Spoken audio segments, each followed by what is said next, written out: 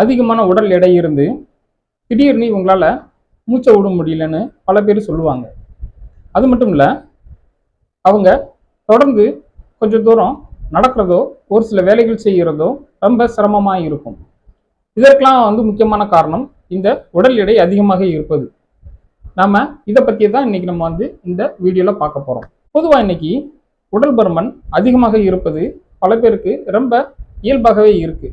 காரணம் நம்ம நிறைய இதுக்கு முன்னாடி பார்த்துருக்கோம். இருந்தாலும் இன்னைக்கு நம்ம இந்த உடல் பருமன் அதிகமாக இருக்கிறதுனால பல பாதிப்புகளும் வருவதை நம்ம கேள்விப்படுறோம். ஏன்னா இன்னைக்கு இந்த உடல் உள்ளுறுப்புகள்லேயே இதயமும் நுரையீரலும் எந்த அளவுக்கு முக்கியம் அப்படின்றது நமக்கு தெரியும். இருந்தாலும் இந்த இதய பாதிப்புகளை ஏற்கனவே ஒரு வீடியோவில் நம்ம பார்த்துருக்கோம். இன்னைக்கு நாம இந்த நுரையீரல் பாதிப்பு என்னென்ன வருது அப்படின்றத நம்ம இன்னைக்கு பார்க்கலாம். உடல் பருமன் அதிகமாக இருக்கிறதுனால இவங்களுக்கு தொண்டையில் இருக்கக்கூடிய அந்த மசில்ஸ் எல்லாமே கொஞ்சம் கொஞ்சமாக வீக் ஆகிறதுனால இவங்களுக்கு ஆரம்பத்தில் இந்த குரட்டை சத்தம் தான் முதல்ல வரும். இது நம்ம ஆரம்பத்தில் குரட்டை சத்தம் மாதிரி தெரிஞ்சாலும் கொஞ்சம் கொஞ்சமாக இந்த சுற்றி இருக்கக்கூடிய தசைகள், அதுவும் ரொம்ப வலுவிழுந்த நிலையில் இருக்கக்கூடிய தசைகள் இந்த உணவு குழாயை கொஞ்சம் கொஞ்சமாக சுருங்க வைக்கும். இது மூச்சு குழாயும் சேர்த்து தான் சுருங்க வைக்கும். இதனால இவங்களுக்கு நாளடைவில் இவங்களால உணவு விழுங்குவதும் சிரமமாக இருக்கும். அதே நேரத்தில் பேசுறதும் தொடர்ந்து ரொம்ப நேரம் பேச முடியாது. இந்த மாதிரியான பாதிப்புகள் இருக்கும் பொழுது இவங்க படுத்த உடனேயே குறைந்தது ஒரு மணி நேரத்துக்குள்ளாகவே இவங்க மூச்சு விடுறது தடையில் ஏற்பட்டு இதனால இவங்களுக்கு பிரீத்திங் ப்ராப்ளம் வரக்கூடிய வாய்ப்புகள் இருக்கு. இது நம்ம பார்த்தீங்கன்னா இன்னைக்கு அப்ஸ்ட்ரக்டிவ் ஸ்லீப் ஆப்னியா அப்படின்னு சொல்லக்கூடிய ஒரு பாதிப்பு அப்படின்னு நம்ம சொல்லலாம். ஏன்னா இன்னைக்கு பல பேருக்கு இந்த பாதிப்பு இருக்கு. இந்த பாதிப்பை தொடர்ந்து இன்னைக்கு நிறைய பேர் பார்த்தீங்கன்னா மூச்சு விட முடியல அப்படின்னு சொன்ன உடனே பேனிக் அட்டாக்னு சொல்லக்கூடிய ஒரு பாதிப்பும் சேர்த்து வருது. இது ஒரு முக்கியமான பாதிப்பு. உடல்ல, அதுவும் உடல்ல இருக்கக்கூடிய உள்ளுறுப்புகள்ல கொழுப்பு அதிகமாக படியும் ஒரே ஒரு காரணத்தினால இந்த உடல்ல இருக்கக்கூடிய நுரையீரல் அதனுடைய பகுதி கொஞ்சம் கொஞ்சமாக சுருங்க ஆரம்பிச்சு ஒரு ஸ்டேஜில் அந்த நுரையீரலுடைய ஒட்டுமொத்த காற்றுப்பைகளும் சுருங்கி விட முடியாத ஒரு சூழ்நிலை அங்கே ஏற்படும். இதனால என்ன ஆகும் அப்படின்னீங்கன்னா, சுவாசிக்கும் பொழுது மூச்சில் உள்ள இழுக்கக்கூடிய காற்று முழுமையாக அங்கே ரத்தத்தில் கலக்காம ஆக்சிஜன் டிரான்ஸ்போர்ட்டேஷன் சொல்லும் இல்லையா, அப்போ நடக்காம இவங்களுக்கு இன்னொரு பாதிப்பு ஏற்படும். இதுதான் பார்த்தீங்கன்னா இவங்களுக்கு வரக்கூடிய மிக முக்கியமான இரண்டாவது பாதிப்பு, ஹைப்போ வென்டிலேஷன் சிண்ட்ரோம் அப்படின்னு நம்ம சொல்லுவோம். ஏன்னா இன்னைக்கு பார்த்தீங்கன்னா உடல் பருமன் அதிகமாக இருக்கவங்களுக்கு இந்த நுரையீரலில் ஆக்சிஜன் டிரான்ஸ்போர்ட்டேஷன் ப்ராப்பராக நடக்காம அதோடைய அளவு மிக மிக குறைவாக இருக்கிறதுனால இவங்களுக்கு பேசும் பொழுதும் மூச்சு வாங்கும், நடந்தாலும் மூச்சு வாங்கும், சின்ன சின்ன வேலைகள் செஞ்சால் கூட மூச்சு வாங்கும். சில சமயங்கள்ல பார்த்தீங்கன்னா எந்த ஒரு வேலையும் செய்யாமல் ரெஸ்டிங்கில் உட்காந்துருக்கும் பொழுது இவங்க பார்த்தீங்கன்னா இந்த மூச்சு வாங்குறது ரொம்ப அதிகமாக இருக்கிறத நம்ம பார்த்துருக்கோம். இதுவும் ஒரு முக்கியமான பிரச்சனை. அடுத்தது ஷார்ட்னஸ் ஆஃப் பிரீத்திங் அப்படின்னு நம்ம சொல்லுவோம். இந்த ஷார்ட்னஸ் ஆஃப் பிரீத்திங் அப்படின்றது இன்னைக்கு உடல் பருமன் இருக்கக்கூடியவர்களுக்கு ரொம்ப அதிகமாகவே இருக்கு. இதுல மிக முக்கியமான விஷயம் என்ன அப்படின்னீங்கன்னா, இந்த உடல்ல இருக்கக்கூடிய உள்ளுறுப்புகளுடைய அதோட கொழுப்பு சத்து அதிகமாகும் பொழுது இது நுரையீரலை மேல் நோக்கி அழுத்தும். இது நம்ம டயப்ரம் சொல்லக்கூடிய அந்த தசை தான் மிக முக்கியமாக பாதிக்கும்.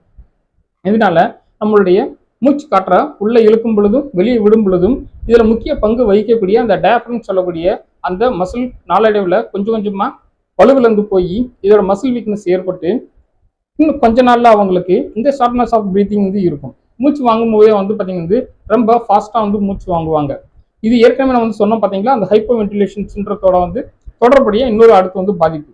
இதனால உங்களுக்கு என்ன பிரச்சனை அப்படின்னீங்கன்னா, இவங்களோட உடல் முழுக்க மூச்சு காற்று அந்த ஆக்சிஜனை பிரித்து உள்ள எல்லா இடத்துலையும் போக முடியாம இவங்களுக்கு ஒரு பெரிய பாதிப்பு ஏற்படும். இது உடல்ல இருக்கக்கூடிய எல்லா மசிலுக்கும் ஆக்சிஜன் சரியா செல்லாதனால இங்க இருக்கக்கூடிய தசைகள் ரொம்ப வேகமாவே டயர்டாக ஆரம்பிச்சிடும். இது ஒரு முக்கியமான பாதிப்பு. இந்த இரத்த குழாய்கள் மூலமாக போக வேண்டிய ஆக்சிஜன் அளவு குறைகிறதுனால நம்மளுடைய தசைகளுக்கு தேவையான முக்கியமான ஆக்சிஜனுடைய அளவு மிக குறைவாக இருக்கும். இதனால இவங்க ஒரு வேலை செய்கிறதுக்கு இவங்க ரொம்ப சிரமப்படுவாங்க. இவங்களால எந்த ஒரு வேலையும் செய்வது, முக்கியமா நடக்கிறது, நிற்கிறது, ஓடுறது, எந்த ஒரு வேலையும் செய்கிறது ரொம்ப கஷ்டமா இருக்கிறதுனால இவங்களுக்கு ஒரு வேலையை செய்கிறது மிக மிக கஷ்டமா தான் இருக்கும். இவங்களுடைய அன்றாட வேலைகள்ல தினமும் ரொட்டீனா செய்ய வேண்டிய ஒரு வேலையவே ரொம்ப சிரமமா இவங்க செய்கிறத நம்ம கவனிச்சிருக்கோம். இதனால இவங்களுக்கு தினமும் கொஞ்சம் கொஞ்சமா இவங்களுடைய பாடியில அந்த மூச்சு காற்றை உள்ள இழுத்து அவங்க ஒரு வேலையை செய்கிறது இதோடைய கெப்பாசிட்டி கொஞ்சம் கொஞ்சமாக குறைய ஆரம்பிக்கும். எக்ஸசைஸ் டாலரன்ஸ் நம்ம வந்து சொல்லுவோம். இது என்ன பண்ணும் அப்படின்னீங்கன்னா, இவங்க அன்றாடம் செய்ய வேண்டிய வேலையை கூட செய்ய விடாமல் கொஞ்சம் கொஞ்சமாக இவங்களுக்கு குறைஞ்சிக்கிட்டே வந்து இருக்கும்.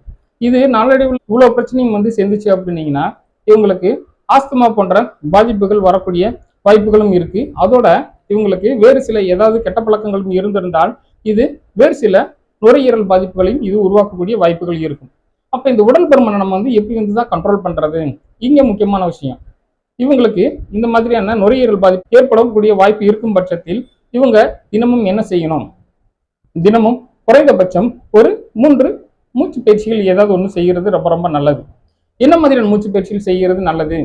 ஒன்றும் இல்லை, சாதாரணமாக மூச்சை காற்றை உள்ள இழுத்து ஒரு 10 முதல் ஒரு 30 செகண்ட் வரைக்கும் அப்படியே இறுக்கமாக வச்சுட்டு அதுக்கப்புறம் காற்றை மெதுவாக வந்து ஊதுனா வந்து போதும். இதை வந்து குறைந்தது ஒரு 5 முதல் 15 தடவை வந்து பண்ணுறது ரொம்ப ரொம்ப நல்லது. இதுவே இந்த நுரையீரலில் இருக்கக்கூடிய காற்றுப்பைகள் நன்றாக சுருங்கி விரிகிறதுக்கு ரொம்ப உதவியாக இருக்கும். இந்த வீடியோ தொடர்ந்து பார்த்ததுக்கு மிக்க நன்றி. மீண்டும் அடுத்த ஒரு வீடியோவில் உங்களை சந்திக்கிறேன். தேங்க்யூ.